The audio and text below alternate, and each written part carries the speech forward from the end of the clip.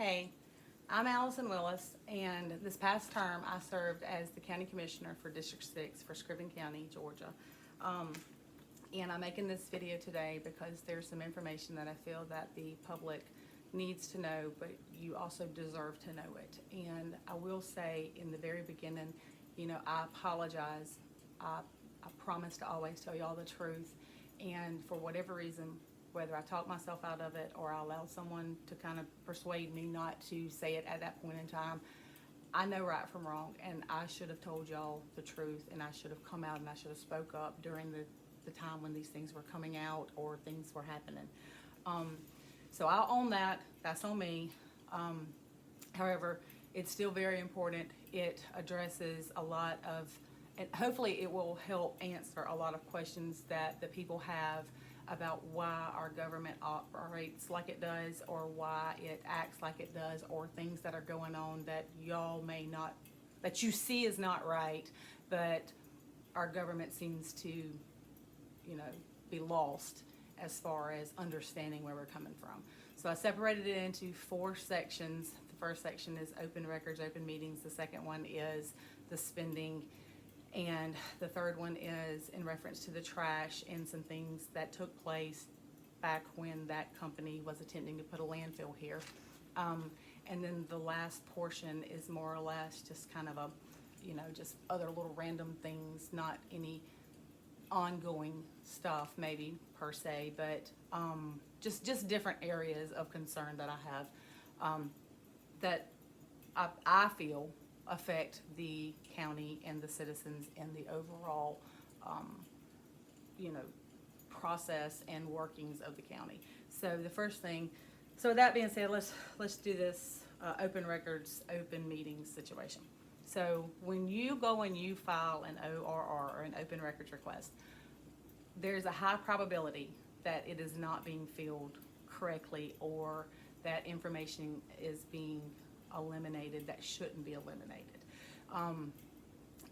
And I say that from experience. So before I got elected, I did an open records request, and Lori Burke was the county manager, or acting county manager at the time, and she filled it. So what it was is it was the budget and all of the documents that go with preparing the budget that come from each department. And what I received was this, and you can see it. All right. Well, after I got elected, she ended up giving me the book, and allowing me to look at the book. And what I discovered was, so this is a picture of what the book looks like, which is clearly what I received. But the truth of the matter is this is kind of what was going on underneath. You can see right there where she's where paper has been taped down over information that otherwise I was entitled to receive as a citizen. So when you do an open records request in Screven County, you need to look for demarcations on the documents whenever you get it. So it would be like lines that the copier produces and that kind of stuff, just to make sure that you are indeed getting the information that you are entitled to get, because that's not allowed. Like, this is not allowed. Other things are so I did open records request while as a commissioner, and I'll get to that, the reason why on that in just a second. But other things are like blacking out information. We have county emails, but at the same time, if we choose to use our personal email, that information pertaining to the county, regardless if it goes to a personal email or a county email, it is county documents, and the government does not get the right to not give you that information because it went to a personal email, or if you have someone who is actively using their personal email. I don't refusing, they don't use the government email. I would think that hiding their email could potentially be problematic. I mean, if they're not using their government email and they're willfully using their personal email, then why hide that? But anyways, so just be real careful whenever you submit an ORR. Make sure that you're checking over the documents. Make sure that you're getting all of the information. And if you have any questions, honestly, if you have time, you should go and ask to see the originals. But I think they try to charge you for the time or whatever. But just be real careful whenever you're doing open records requests, because it's highly probable that you won't be getting all the information. So why I was subjected to doing open records requests. So the first thing I realized is when you go in there and you ask for information or you start looking at information, they freak out. All right, so they don't want you asking questions and they don't want you looking at stuff. So what happened was I was kind of just looking at the bills and looking at past contracts, understanding what's going on in the past or what had happened in the past to have a full understanding when those things came up or if they came up. So Hubert Reeves at the time was our county attorney, and he likes to do detailed billing. So, and that is can't say much about his service other than thank you for the detailed billing. So he would break down what he was actually charging. So what happened was I ran across in looking at the bills, because I had information brought to me about potential or questionable spending with the county credit card. So I was looking at bills, and I ran across these bills, and in looking at his bills, I noticed that what he had done was he charged the county, you the taxpayer, he charged us for a telephone conference with Lori Burke, John Triplett, Edwin Lovett, and Chairman Will Boyd to discuss the need for a policy to deal with access to records and contact with county employees regarding county business. And then he also charged for a preparation of a resolution. So what happened was I kind of sat back and I'm like, okay, you charged the people for this, so let's see if you're going to bring it to the board. Well, after a couple of months, they didn't bring it to the board. So curiosity, got the best of me, and I wanted to see what the resolution was. So, so that's when I did an open records request on him.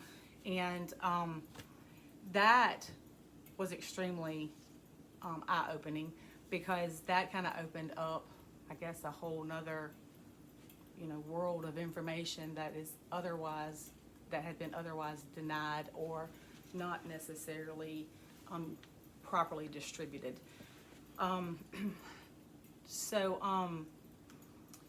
In finding that, so let me kind of briefly tell you about that for a second. So I do an open records request to him, and there is an individual by the name of Michael O'Quinn, and he works with ACCG, and so I guess Hubert reached out to him, and everybody panicked about why I was doing an open records request on the county attorney. So Michael O'Quinn, he drives from North Georgia or wherever. He calls me up and he says, "Hey, Allison, we got a problem. Can I meet with you and talk with you?" And I'm like, "Okay." So we meet in Statesboro at Locos, and he drives all the way from wherever he comes from down here, and he meets with me. And so when I get there, he says, your open records request is probably going to end up in court. And I said, "Why?" And he said, "Because of attorney-client privilege." And I said, "Well, wait a minute." You know what I'm saying? So if the county attorney is discussing things with other attorneys that is county business, and that county attorney is hired by the county commissioners to represent them collectively, there's not like he doesn't represent just one commissioner, then who's the client? So at that point in time, Michael O'Quinn says, "Well, how about if Hubert Reeves resigns?" So I said, "Okay, that's fine, but I still want my open records, I still want the documents." So in those emails, a lot more information came out because of, that open records request that I'm able to tell you about. So he ends up filling it, but it's not complete, because again, you go back to his bill and he stated that he gave me all the emails from one email account. Well, that's not what I asked for, Hubert. I asked for all your emails. But I will tell you this much. In the very beginning, when you open up the jump drive that he gave me, there was a whole lot of communication with a whole lot of other attorneys, and they're all freaking out. Like, what does she want? That kind of stuff. And so, one person in particular who made some comments was Angela Davis, and the reason why I'm telling you this is because I want you to be aware. Angela Davis is a partner with Ken Gerard, and that is where Aaron Meyer, who is our current county attorney, works. So understand that when we got a new attorney, we didn't necessarily get a new attorney. All right, they just went deeper, you know, in the pocket, or whatever you want to call it, to find an attorney to come down here and represent us. So I just want y'all to be aware of that. I'm not saying anything negative about Mr. Meyer. You know, I'm just telling you that you need to be very, very aware that he's not a random county attorney. He was already, or his firm was already involved with the county, and so he's, you know, you just need to know what's going on. All right, so I mean, you also need to know that we're paying him more per hour than what we paid Hubert Reeves. So, you know, that's where some of your money's going. In reference to other emails, though, I mean, other open records requests. So at that point in time, I was more or less subjected to open records requests. So I did, and I kept filing them because this is the only way to get information. It's just the only way to get information. A lot of them were ignored, all right? And so, you know, I have a handful here over the course of 4 years where I'm asking for information and they're just blatantly ignored. So that's the other thing. When you do an open records request, they have to fill it, all right? They have to fill it. They cannot ignore it. You need to put your read receipt on your email, so then that way you can confirm that they've received it. You need to hand deliver it, make sure you take a copy and you get someone to sign off that they received it or stamp it or something like that. But they can't just ignore it and say, oh my gosh, I'm sorry I didn't get it. No, they get it, okay? They just aren't addressing them. All right, so so I think that's it for that. One of the other things that I discovered in that open records request with Mr. Reeves was, this was also during the time with the redistricting.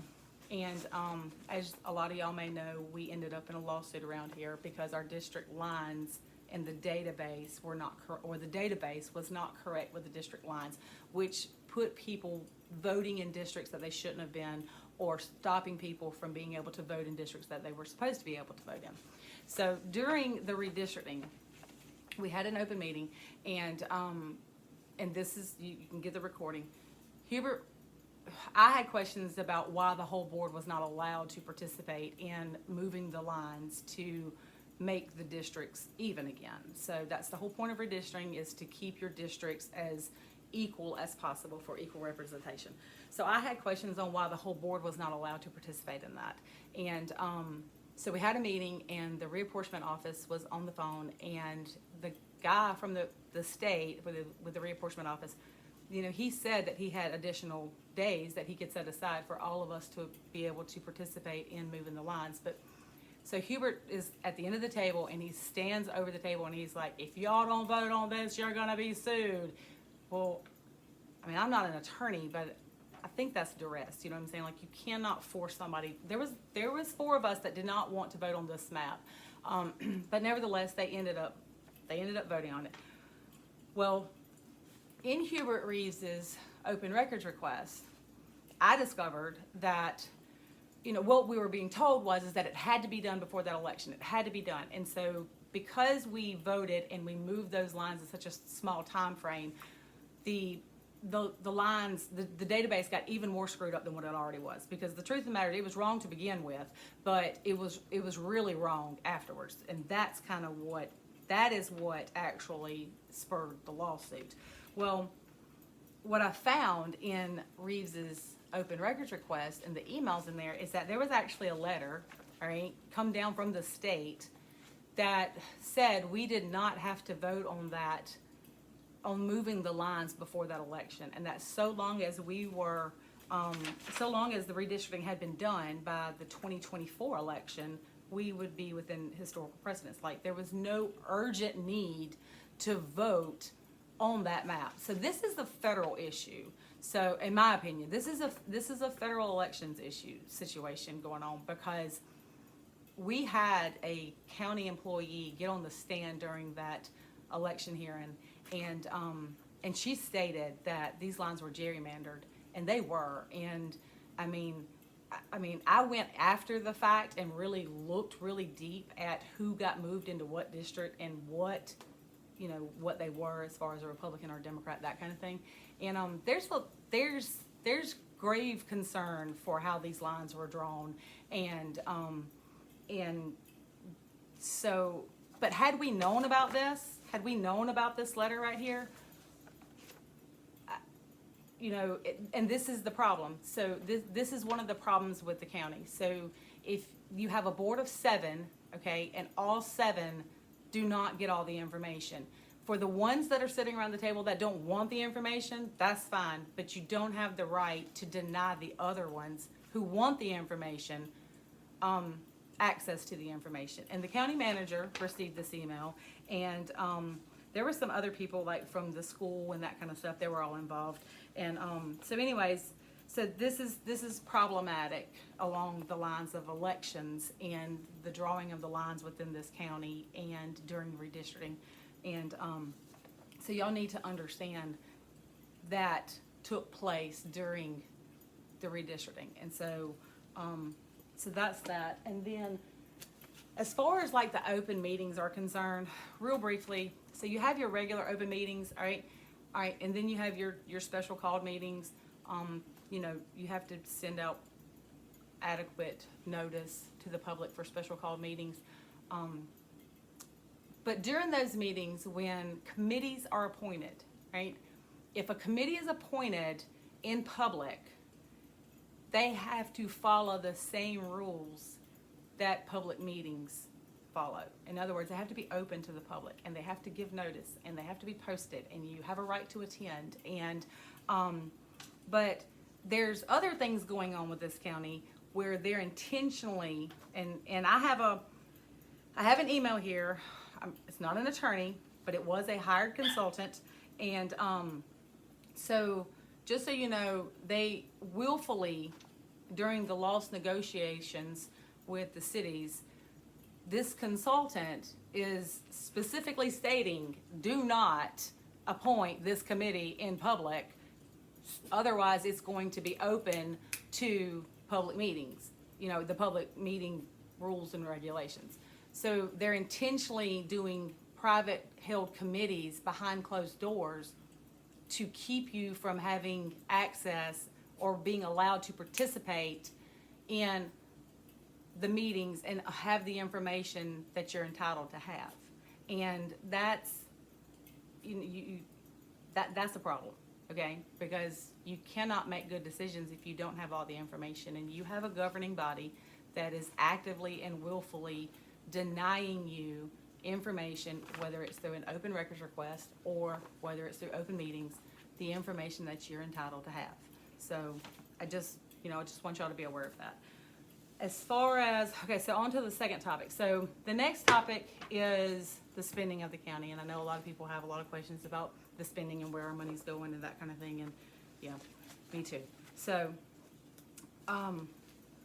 a few areas, like I said earlier, the reason why I was looking at the bills is because a lot of people had come to me and said, you need to look into the spending of the credit card, or the use of the county credit card.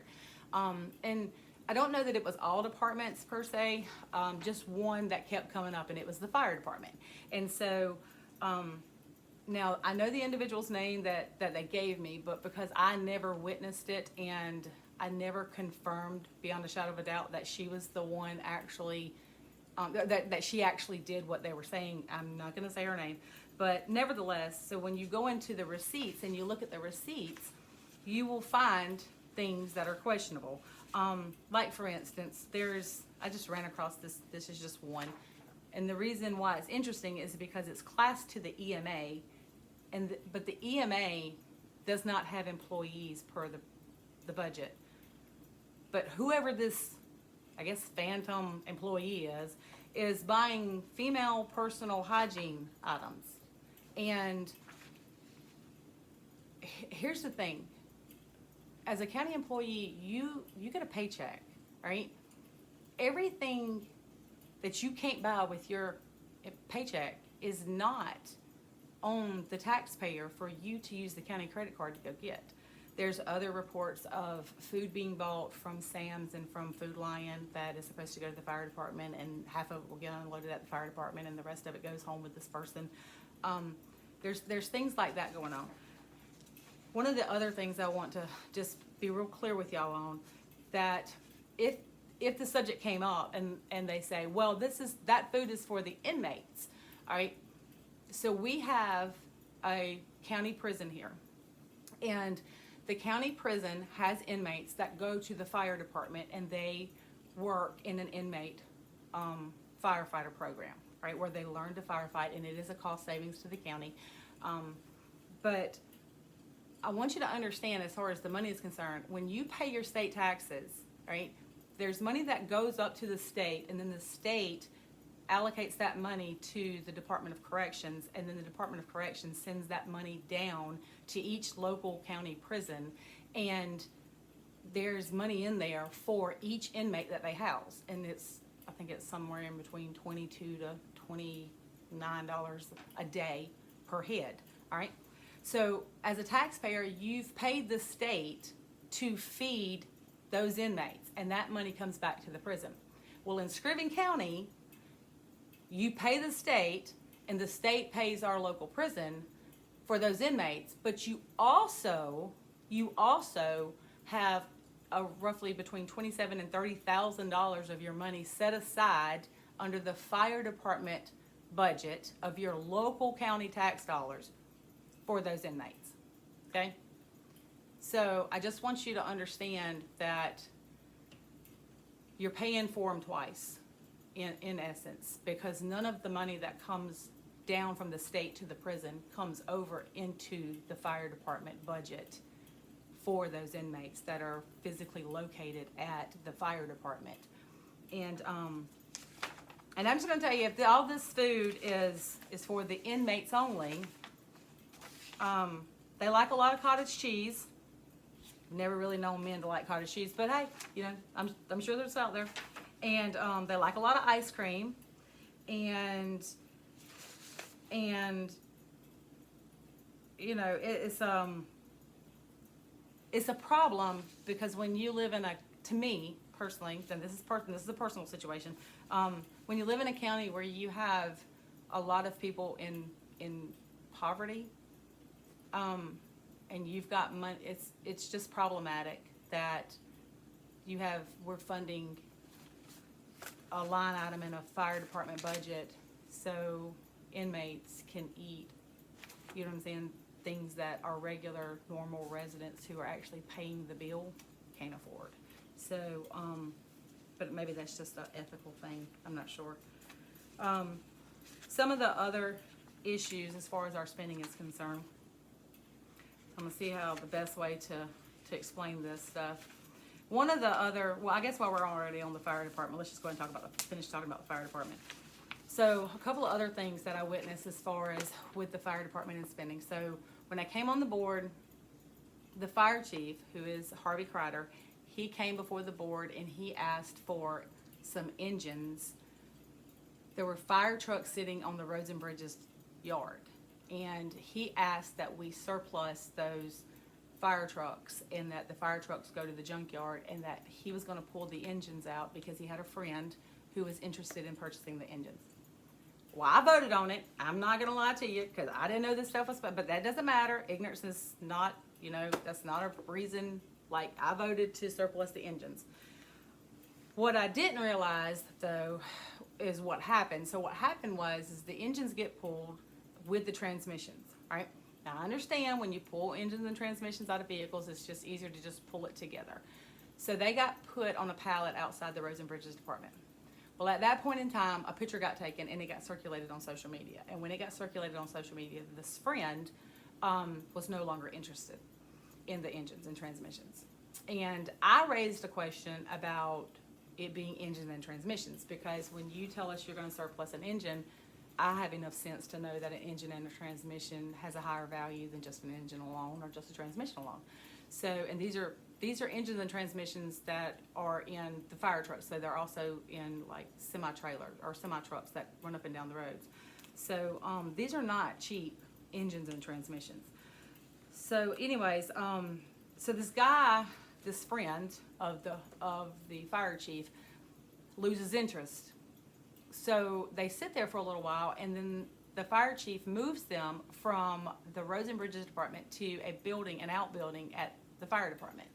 And there they have been stored for 4 years. Okay, so the last conversation the fire chief and I had, he claims that they're junk. Well, during this whole surplus situation, I come into the information that the individual who was interested in purchasing the engines is a yacht builder, a multi-million-dollar yacht builder down in South Georgia. So I'm like, why is a yacht builder buying junk engines and transmissions? And 4 years later, you know, why is the fire chief just sitting on these engines and transmissions and not posting them for a public surplus? So there's just some concern there. All right, so that's instance number one.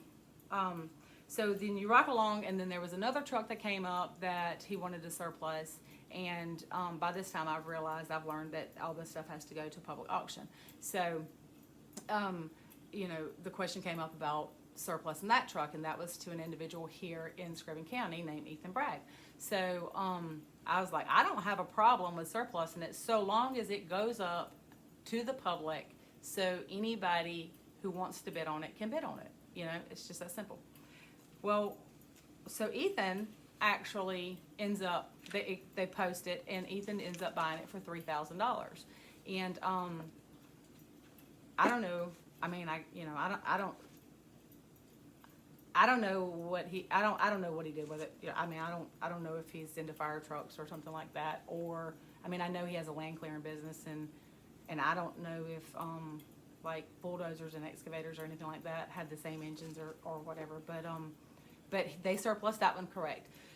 So then we had an issue come up or there was a situation come up where they wanted to buy 3 trucks from Monroe County, and these trucks were around $5,000 a piece, and so I pulled, but at the same time they wanted to surplus 3. So at that point in time, I pulled the maintenance records. I said, let's look at this, because I'm really curious on why we buy 3, 4, or 5 to $10,000 fire trucks, and we're keeping them, but we have a large turnover of our trucks and that kind of stuff. And it's not because we're putting out a whole bunch of fires around here, people. Like, I don't care what anybody tells you. We're not putting out a whole lot of fires. I mean, it just doesn't happen like that.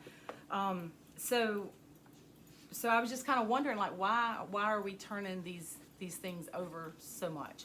So anyways, so we vote. So it comes before the board, and we vote to buy these fire trucks. All right. So then, so just remember the 3 fire trucks. We remember the 3 fire trucks from Monroe County and the 3 that they wanted to surplus. So we agreed to only surplus 1 instead of all 3 of them, because when I got to looking at the maintenance records, there was one that we had just rebuilt the top end on, and so I was like, why have you sunk all this money into these trucks, and now we're, you know what I'm saying, now you want to surplus them? Like, that something's not right here. So I said, well, I will be on board for surplus in 2. You know, I meant surplus in 1, and then you keep the other 2 and you put them in these stations, because again, like I said, you know, all these satellite stations all over this county is supposed to have a truck in it, and you know, I'm not saying they don't get used, but they don't get used like the ones up there at the main station. So just, you know, then you'll be 2 ahead. So anyways, in a conversation about a month or so after that vote, it comes up, and I said, well, you should be ahead, right? Because you ended up with 2 more fire trucks than what you had anticipated. And the chief came back and he replied, no, we surplused all 3 of them. And I said, no, that was not what we voted on. We voted on surplusing 1 and you keep the other 2. And he said, well, we'll see about that. So that's just a heads up. Y'all might want to go try to find them other 2 fire trucks, because if they've been surplused, that was a no-go. You know what I'm saying? Like that shouldn't have happened. But I want you to remember the 3 trucks in Monroe County. Just put it on the back burner. The other issue that I was informed of with the fire department is there's a truck. So we all have a local, or not a local, but there's a racetrack here in Screven County, and it's privately owned. And it was brought to my attention that the fire truck that is at the racetrack used to be the county fire truck, and that I needed to look into that. So I looked into it, and you know, all this information, the commissioners know about it, the manager knows about it. I mean, obviously the fire chief knows about it. But anyways, so we pulled the documents on that truck, and that truck was actually listed as a trade-in for $5,000 to Palmetto Fire for a purchase of another truck. Now, there may be some question about who the fire chief was at that time. Like maybe that was under the Mr. Tapley, who was the fire chief before Harvey Chief Crider came back, because he was here before. But anyways, that's just a whole nother story. But but nevertheless, it was listed as a trade-in with a value of $5,000. So what we did is we actually looked at the amount of tax that was paid on this truck and backed into it. And this fire truck ended up in Harvey's name. And the sales price that he reported that he paid tax, you know, that generated the tax that he paid on it, was roughly $5,000. Well, it got titled in Junior's name, all right? And it's still today, or at least it was at that point in time, unless something has happened since then, it is still today titled in Junior's name, because the racetrack owner, like, he never had any intent on putting it on the road. It was for his racetrack. And so, so it's my understanding that that truck, the racetrack owner actually paid over $15,000 for that fire engine truck that Junior paid taxes on, to the tune, you know what I'm saying, that had a value of about $5,000. So that's what I'm telling. I guess that's kind of what I'm leading up to is somebody needs to come, and we really need a forensic audit done on our books. We need a forensic audit performed on the fire trucks, and how much money are they're being bought for, and how much money is going into them, and then whether or not they're being properly surplused, which they were not, and if someone doesn't stay on top of it, they will not be, and really kind of what's going on with that, because you got a yacht builder in Savannah interested in junk engines, okay? You got a racetrack owner who paid 3 times what the supposed value of a truck is, okay? And you're buying junk trucks from other counties. Well, I say they're junk trucks. They might not be. They might actually be good trucks, but you're buying trucks from other counties, and then you know, you're dumping money into them. And how long are we keeping these trucks before these trucks are turned over? That kind of stuff. So if you want to kind of know where some of your money's going, I would say look at the fire department, look very, very closely at the fire department, and also look very, very closely at the county credit card and see who's shopping for female items. And by the way, we have no female inmates. They're all male inmates. So who's spending the county money on their personal items? You know, again, like we give you a paycheck. If you can't buy what you need with your paycheck, then you might need to go find another job. But you don't have the right to just willy-nilly take our credit card and just go buy whatever you don't want to buy with your own paycheck. I think that rises to the level of theft, but you know, I guess. Anyways, so one of the other things is, when in reference to purchases, how we buy things, right? So some of y'all may know, others may not, but at one point in time, there was a purchase of a roller, okay? So what happened was our chairman, who is Will Boyd, he goes on a auction site that he, I guess, frequents often for his farm, and he buys a roller, and he gets Rosa, who is she's the commissioner, and then J.C. Warren, who is the vice chairman, to sign off on the wire. So let me real quick, let me show you. So this is the roller that he purchased, and then this is the wire where you have J.C. and Rosa's signature on it. And so what happened was, this roller was discovered sitting on Will Boyd's property, and it got around the county. Well, the night of the meeting on the roller, Will was not there because he was at a funeral, so JC was leading up the meeting, and the very first part of it is public comment. And so a lady by the name of Becca Hughes, she stands up and she asks JC, have you already purchased the roller? And JC says, no, we have not. And well, that was a lie. Okay, so if y'all ever catch me calling JC a liar, it's because he is a liar. So anyways, so come to find out, they had purchased the roller. They purchased the roller a couple of days before, and Will went and got it and hid it on his property for a couple of days until we actually voted on it. So when that happened, that kind of was like, okay, so that made me ask, how many other items have y'all done like this? Well, remember those fire trucks? Yeah, so they did the fire trucks the same way. The fire trucks were actually purchased and hid in the back bay of the fire department for it's my understanding, a couple of months, but before we actually voted on that. And so the problem is, you have county commissioners who are actively going into the county coffer and taking your money and buying items, and then coming to the board like, hey, we want to buy this, and you know what I'm saying, let's vote on this. Well, unbeknownst to the general public and unbeknownst to other board members, they've already purchased it, and you can't do that. And I know when all of that came about, this is where I say Aaron Meyer's kind of questionable. He brings up this whole, well, you just got to ratify the purchase. Well, the problem with ratification is you have to know all of the facts. And we, as a board, as a whole, okay, did not know all of the facts. I did not know that there was a wire, because I'm sitting at the meeting wondering, like, who's buying this? Are we buying it as the county, or did Will buy it and we're buying it from Will?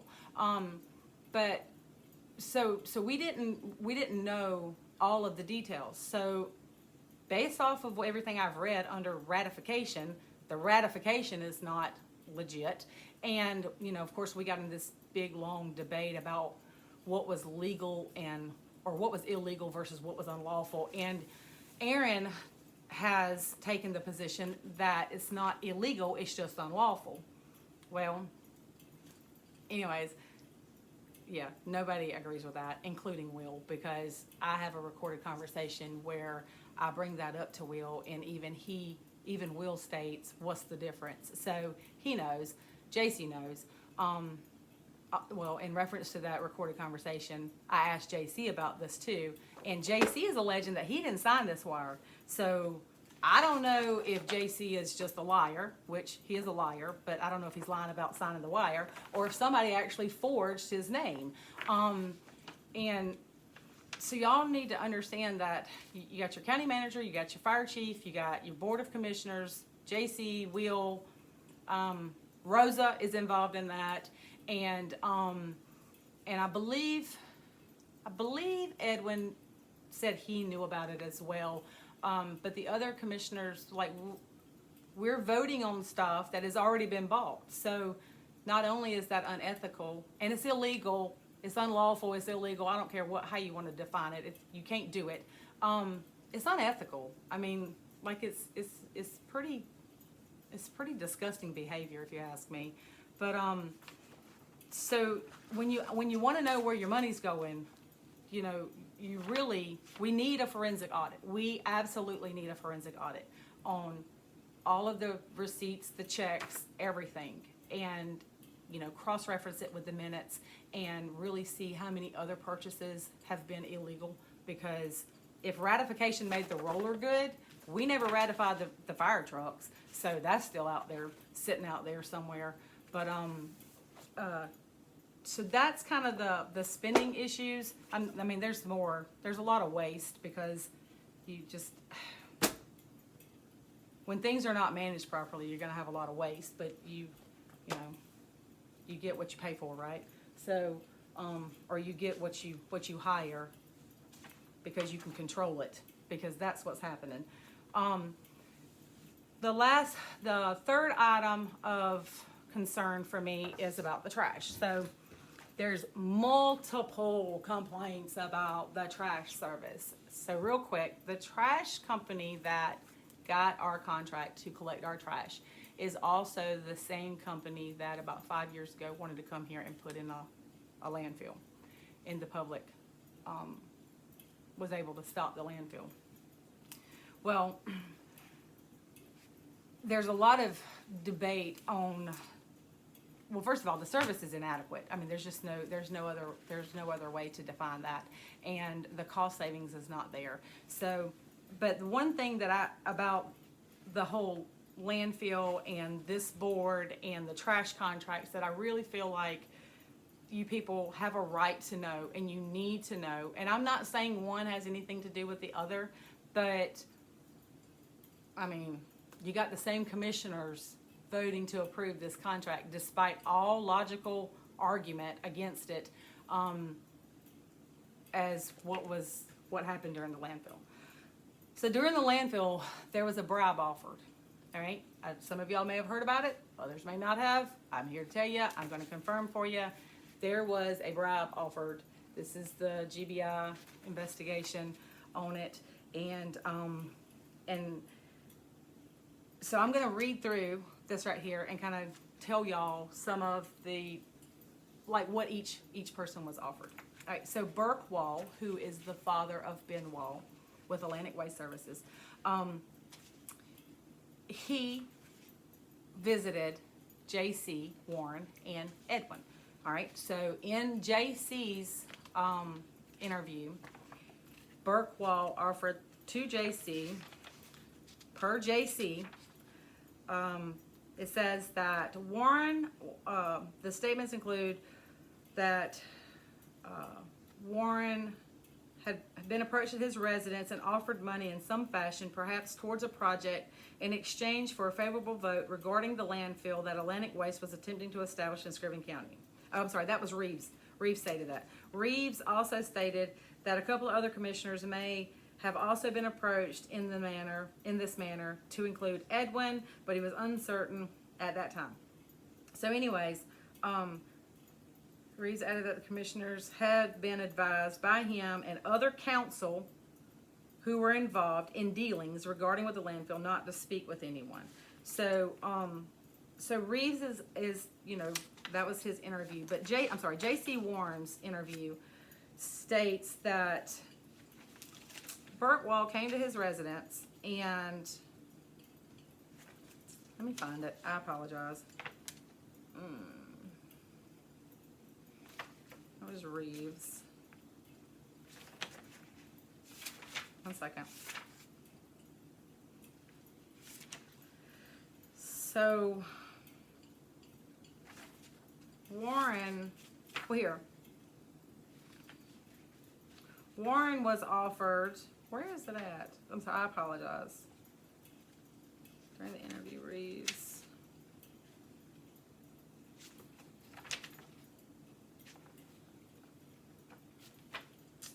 Edwin was offered, let me just see if maybe I should start with Edwin's. Apologize, I thought it was right here in the beginning. One second. Hubert Reeves, Lovett.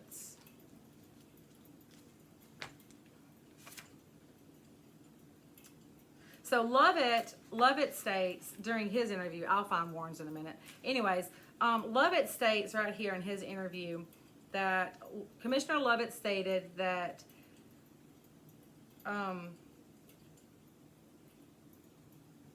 that Wall offered Commissioner Lovett $1 million in Commissioner Lovett's name to fund any county projects if Commissioner Lovett would consider Wall's proposal for the landfill.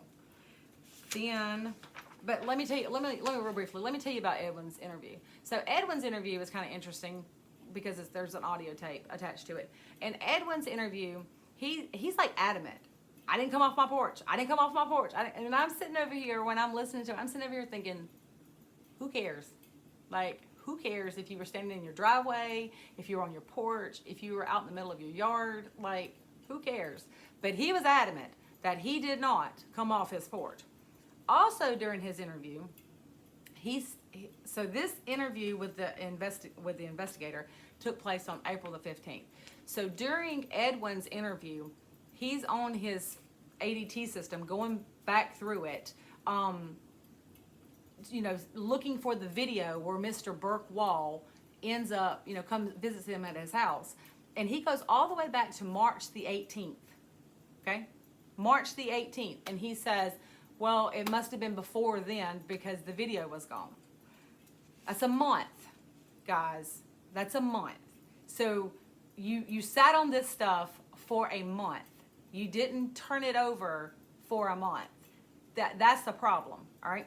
So JC was offered, I swear I don't know why I can't find his, but Warren explained.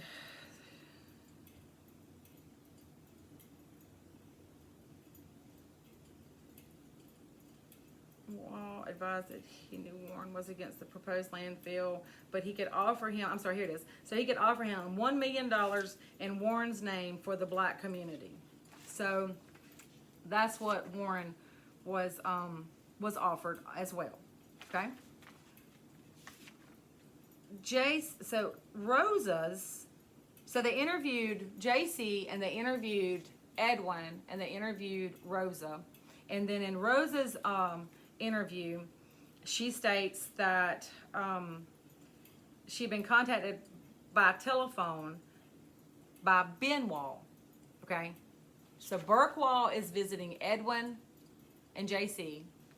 Ben, okay, now Burke is deceased, okay? He has passed away. Ben is visiting Rosa and Michael McBride, okay? He offers, per Rosa, says that Ben Wall offered her $10,000 for her community and that she couldn't exactly recall how the offer was stated, all right? So let me tell you about Rosa's interview.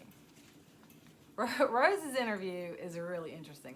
So she says that she was at a funeral the day that Ben came to her, or this white truck came to her house, and she states that that when she got home there was a white envelope on her back porch, and that she left it there. She didn't mess with it, and that a few days later that white envelope got moved from her back porch to her windshield. Right? Okay, so somebody's creeping around this woman's house, moving envelopes around, and she's not calling anybody. She's not telling anybody anything. You know what I'm saying? Because again, Edwin has clearly stated that this is a month later before this investigation is actually taking place. So that was Rose. And then the other thing in Rose's interview was she stated that somebody must have been in close contact with Mr. Wall, because after the meetings he would call her. And then the other thing that she stated was she asked the agent, she said, why are y'all investigating us and not them? And so when you're listening to it, it's like, why are you investigating the black commissioners and not the white commissioners? And so the agent says, we're investigating all of y'all, or we're interviewing all of y'all. Is there somebody in particular that you're talking about? And she says, well, what about the chairman, Will Boyd? And he said, well, we're talking to everybody.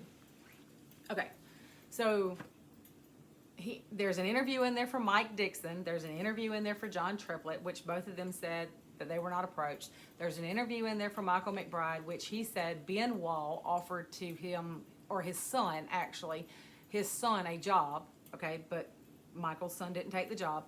But and then there's an interview in there for Rosa, and then there's an interview in there for JC, and there's an interview in there for Edwin, and there's an interview in there for Hubert Reeves, and there's no interview for Will Boyd. I mean, Rosa mentions his name. There's no interview. He's the chairman of the Board of Commissioners. His name's not mentioned anywhere, like anywhere in here. And had it not been for the recorded conversations, you would have thought, you know what I'm saying, Will Boyd doesn't exist. I mean, his name's not mentioned in here. There's no interview for him.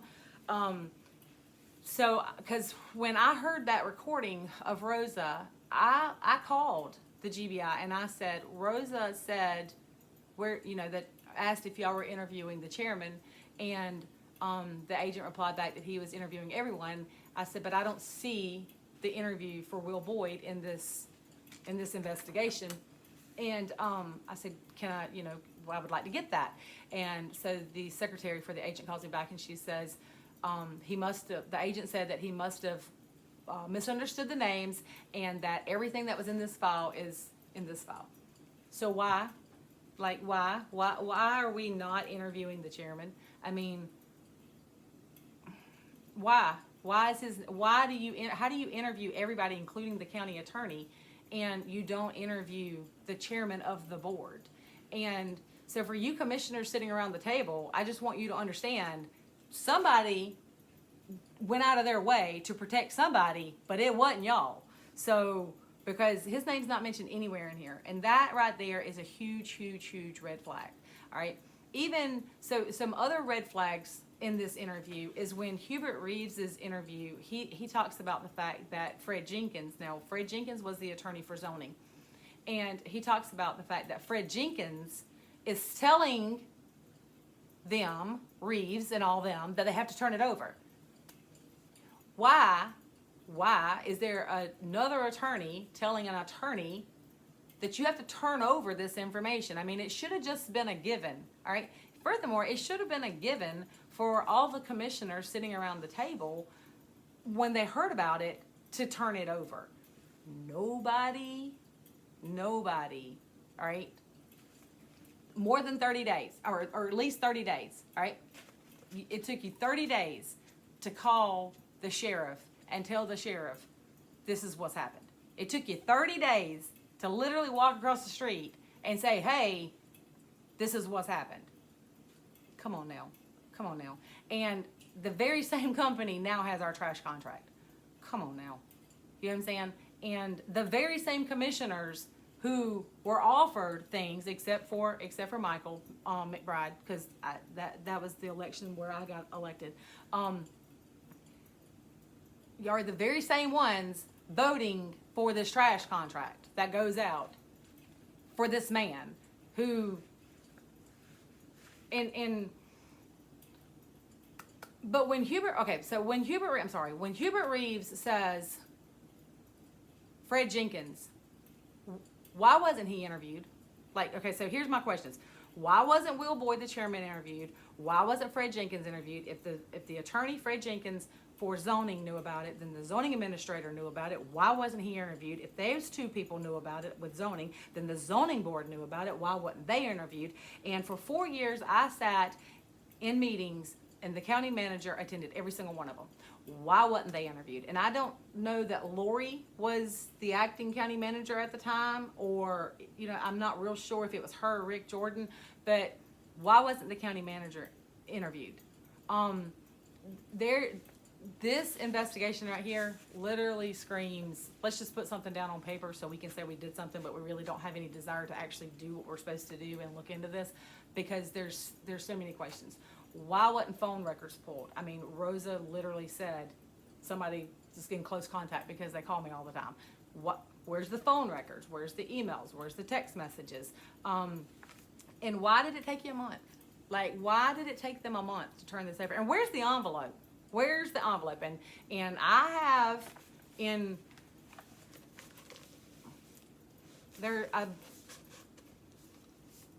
it's been stated that there were multiple envelopes, okay?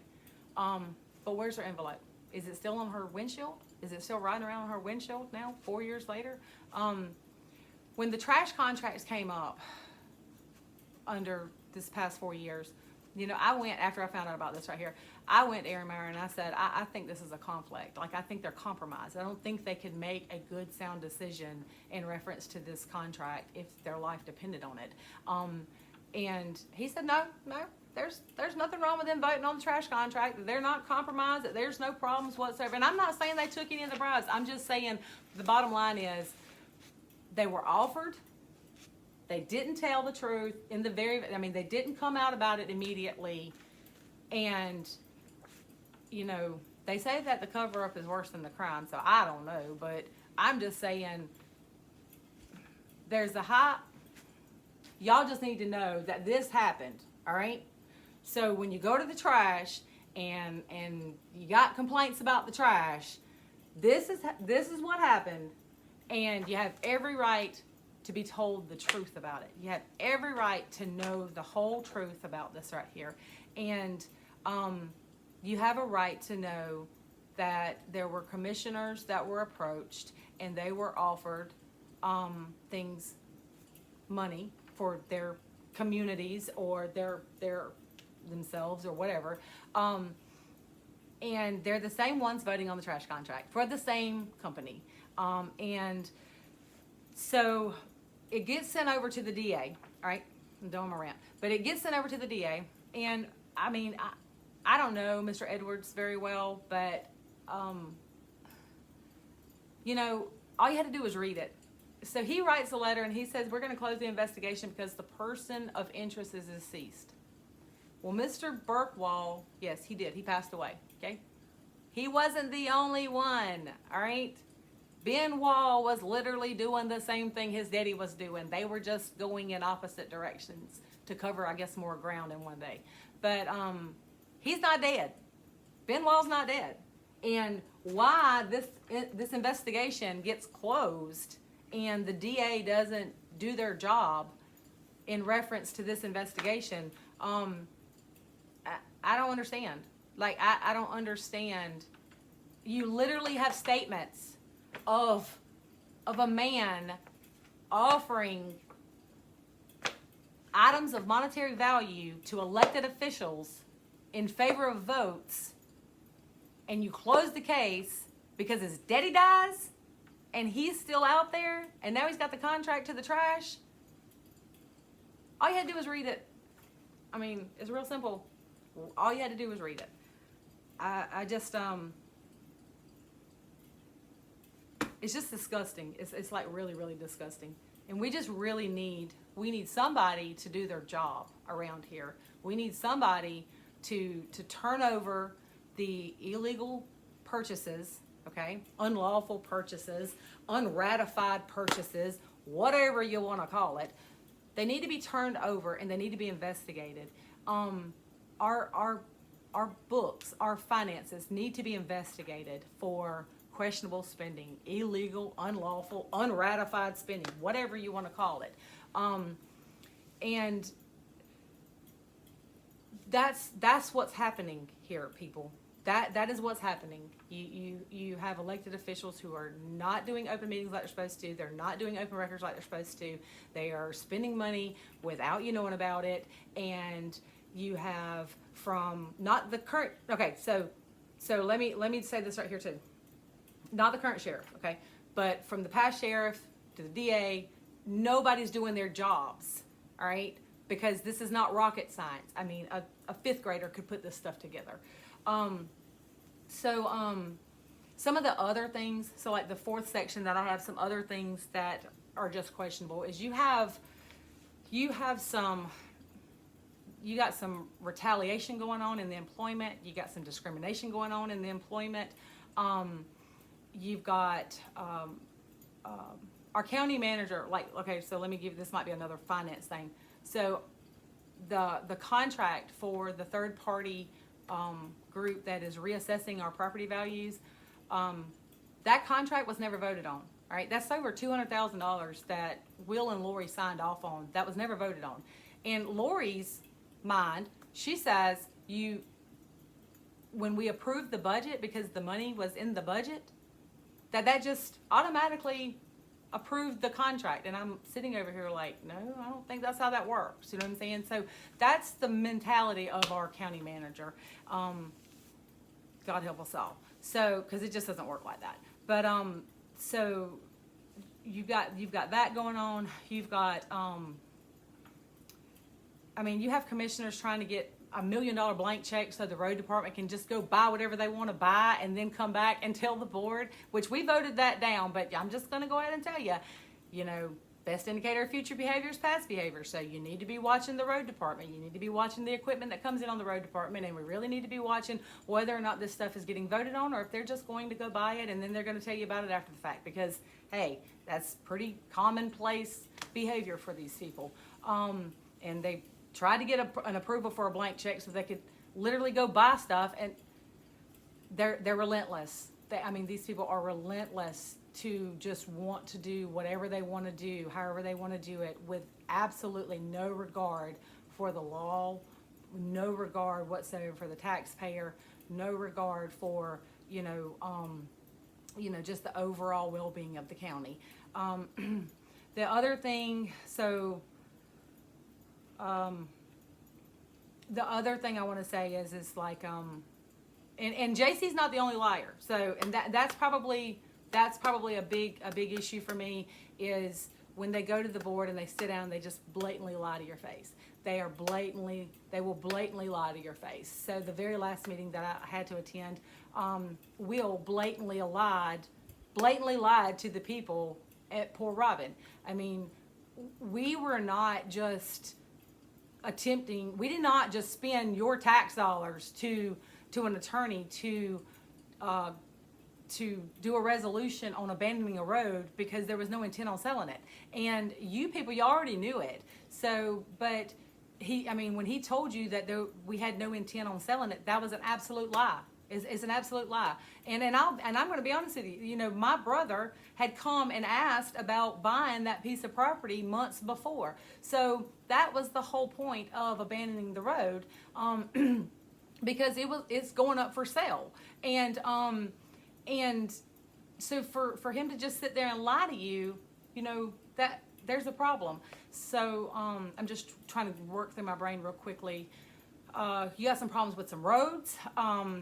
And they're not adopting roads like they're supposed to. So from 95, if you go back, and this is another issue, but so they claim that they can't take care of the roads, but at the same time, from 95 until present day, if you go back and look at your GDOT maps, the last, I think, 11 or 12 roads that have come on to the county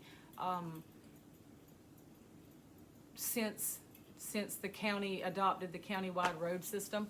And there's no minutes or documents or anything like that. And I know Aaron Meyer told me I don't need to tell y'all this, but I'm going to tell you this. So you need to look at your roads, because, like, I'm going to give you an example, and this is my example. My property line goes to the center of the road that I live on, right? I pay taxes all the way up to that. However, the county claims that they own it. And this was Teresa Thompson's issue with Farm Road, that she's paying taxes on it and she owns it, and but the county was saying that they owned it. This is also one of the issues with Truck Stop Road. Same case, except for actually that road is actually on a plat, and but the county is claiming that they still own it. So you need to go look at your roads, and I don't know what the answer is to that. I just know that Aaron told me that I don't need to tell y'all about that, and I'm not going to sit here and not tell y'all about that, because if they own it, then, for me personally, if they own it, why am I paying taxes on it? My parents have paid taxes on it, my grandparents pay taxes on it. If you own it, you own it, but I shouldn't be paying I should be paying taxes on it, or it shouldn't be attached to my tax bill. But anyways, there's just a lot of things around here that is absolutely not done right. But that's kind of some of the areas that are really concerning to me. And we're paying for it. So and last but not least, before any of y'all ask me, well, why didn't you, blah, blah, blah, blah, why didn't you? I did. I tried. So I told y'all that I wrote a letter to the Attorney General, and I wrote a letter to the District Attorney, and the Attorney General, their office contacted me and said that they wanted to take it in sections because it's kind of, you know, sectioned out, and I sent the first part, which was about the open records. I sent it to them, and I never heard anything else back. All right. As far as Daphne is concerned, or the DA's office, I stopped Daphne Totten in the parking lot of the high school during the livestock parade last April, and she said, "Oh, you're the commissioner that wrote the letter?" "Yeah." "Oh, yes, I got that. We're looking into it. We're going to get that stuff handled." Zip. Crickets. Nothing. Didn't do anything. Okay, so praise God we have a new DA, and praise God we have a new sheriff, because during the roller situation, I like Mike Kyle, but during the roller situation, I went to him and I sat down and I said, "Are you going to turn it over to the GBI?" And he said, "No." And I said, "You got to be kidding me." You know what I'm saying? Like, you got to be kidding me. Like, it's your job. You know what I'm saying? Like, you are the only person. Anyways, so I tried. I just want y'all to know that I tried. I tried every route possible. And they just, like, this is what we get. Like, this is where we're at. So, I don't know what to say. I don't know what to tell y'all to do. I don't know what to do, but I can tell you that we need major help down here. Like, we need people from the federal government, from the state level, and no protecting anybody. Like, it just is what it is. Like, just do your job. But we need a forensic audit. We need a full-fledged investigation to the illegal spending. We need hopefully, maybe the new DA will pick back up the landfill attempted bribe or offerings or whatever you want to call it. And we need the purchases of these fire trucks, and we need and there's other stuff. Like, people have come and talked about other things that have been bought or given and converted and sold, and it's crazy. Like, it's crazy. But I'm sorry, is all I can say. But this is what we're stuck with, and I just speak up, people. We got to speak up, because it's our lives, and we're paying for this, and at the end of the day, we have a choice. We're either going to continue to enable it, okay, or we can speak up and demand justice for ourselves against all the lies and the corruption and the mismanagement of funds and the breaking of the law, and holding us accountable for a bag of trash falling out, but they're up there spending thousands of dollars and voting on it after the fact, if they ever even vote on it, because some things probably don't even get voted on. So I'm going to encourage you to pick up the phone, call whoever you're going to call, demand that we get some justice around here, and that our government get put back together in a proper and formal fashion, and behave in a manner that is respectable to the people, because it's our lives on a day-to-day basis that are being affected by this behavior. And we just deserve better. We deserve better than this right here.